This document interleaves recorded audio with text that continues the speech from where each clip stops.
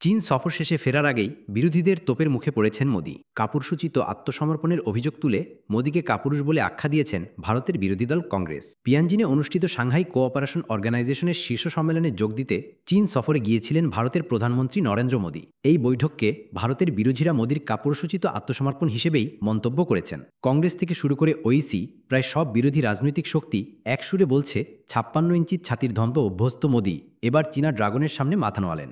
ভারতের প্রধান বিরোধী দল কংগ্রেস সরাসরি অভিযোগ তুলেছে টিয়ানজিন সফরে মোদি দেশের স্বার্থ রক্ষা করতে ব্যর্থ হয়েছেন। কংগ্রেস মুখপাত্র জয়রাম রমেশের সামাজিক যোগাযোগ মাধ্যম এক্সিয়ে লিখেছেন, সন্ত্রাসবাদ নিয়ে এতদিন চীনের দ্বিচারিতায় সরব থাকা মোদি হঠাৎ বললেন ভারত আর চীন দুজনেই সন্ত্রাসবাদের শিকার। তার কথায় এটা যদি আত্মসমর্পণ না হয় তবে আর কি। কংগ্রেস অভিযোগ করেছে অপারেশন সিঁদুরের সময় পাকিস্তান চীন ঘনিষ্ঠতা নিয়ে সেনারা উদ্বেগ জানালেও মোদি একটি শব্দও উচ্চারণ করেননি। হায়দ্রাবাদে এআইএমআইএম নেতা সাউদ্দিন ওয়াইসি একই অভিযোগ তুলেছেন। তিনি বলেন, ভারতীয় জনগণের সামনে যেসব প্রশ্ন ছিল, চীন পাকিস্তান করিডোর, সীমান্তে ভারতীয় সেনার টহল দেওয়া, নদীর জলপ্রবাহের তথ্য, এসব বিষয়ে মোদি নির্বাক থাকলেন। ওয়াইসি কটাক্ষ করে লিখেছেন, ছবি তোলা, কার্পেটের দৈর্ঘ্য বা জ্যাকেটের রং নয়, এসবের বাইরেও গুরুত্বপূর্ণ প্রশ্ন আছে, কিন্তু মোদি সেগুলোতে ব্যর্থ হলেন। ২০২০ সালের গালওয়ান সংঘর্ষের পর থেকেই সীমান্তে ভারতীয় সেনারা লাদাখের কিছু অংশে টহল দিতে পারছেন না, অথচ এই সফরে সীমান্ত পরিস্থিতি নিয়ে কার্যকর কোনো আশ্বাস আদায় করতে পারেননি মোদি।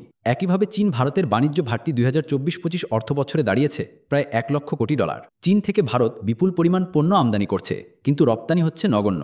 বিরোধীদের অভিযোগ, মোদি সফরে এই বাণিজ্য ভারসাম্য নিয়েও প্রতিশ্রুতি আনতে পারেননি। কংগ্রেস অভিযোগ করেছে ২০২০ সালের গালওয়ান সংঘর্ষের পর মোদি চীনকে ক্লিনচিট দিয়ে দেশের স্বার্থের সঙ্গে বিশ্বাসঘাতকতা করিয়েছিলেন। এবার তিয়ানজিন সফরে তিনি আবারও একই ভুল করলেন। জয়রাম রমেশ মন্তব্য করেছেন, ২০২৫ সালের ৩১ আগস্ট ইতিহাসে ভারতের আত্মসমর্পণের দিন হিসাবে চিহ্নিত হয়ে থাকবে।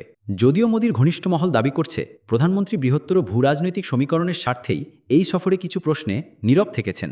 মোদির তিয়ানজিন সফরকে কেন্দ্র করে ভারতের অভ্যন্তরীণের রাজনীতি উত্তাল।